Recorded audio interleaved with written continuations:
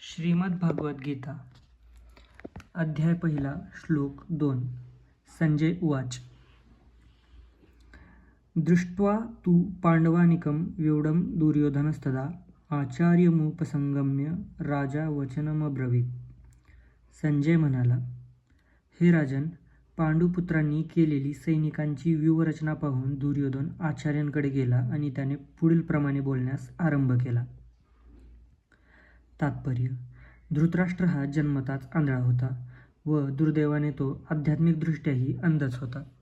त्याला नक्की माहीत होते की आपली मुले ही आपल्याप्रमाणेच आध्यात्मिक ज्ञानाच्या बाबतीत अंध आहेत आणि जन्मापासून पुण्यवान असणाऱ्या पांडवांबरोबर आपल्या मुलांचा कधीच सलोखा होणार नाही अशी त्याची खात्री होती. तरीसुद्धा तीर्थस्थळांच्या प्रभावाबद्दल त्याला शंका होती. धृतराष्ट्राने युद्धभूमीवरील परिस्थितीबद्दल केलेली हेतुपूर्वक विचारणा संजय जाणू शकत होता. म्हणून विषण्ण उद्विग्न झालेल्या राजाला प्रोत्साहित करावयाचे होते आणि म्हणूनच त्याने राजाला खात्रीपूर्वक पटवून दिले की पवित्र धर्मक्षेत्राच्या प्रभावाखाली त्याचे पुत्र कोणत्याही प्रकारची तडजोड करणार नाहीत. यासाठीच संजयाने राजाला माहिती पुरवली की दुर्योधनाने पांडवांचे सैन्यबळ पाहिले आणि तात्काळ तो आपले सेनापती द्रोणाचार्य यांच्याकडे त्यांना वस्तुस्थितीची जाणीव करून देण्यासाठी गेला.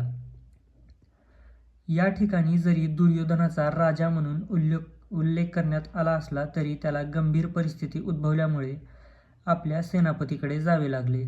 यावरून तो राजकारणी होण्यास पात्र होता हे कळून येते. पण जेव्हा त्याने पांडव सैन्याची व्यूहरचना पाहिली तेव्हा जरी त्याने बाह्यातकारी मुत्सद्देगिरीचे प्रदर्शन केले तरी तो आपल्या मनातील भीती लपवू शकत होता. जय श्रीराम, जय श्रीकृष्ण. तर मित्रांनो, हा होता श्लोक 2. तर आपण या ठिकाणी उद्या 3ऱ्या श्लोकाबद्दल पाहणार आहोत. जय श्रीराम, जय श्रीकृष्ण.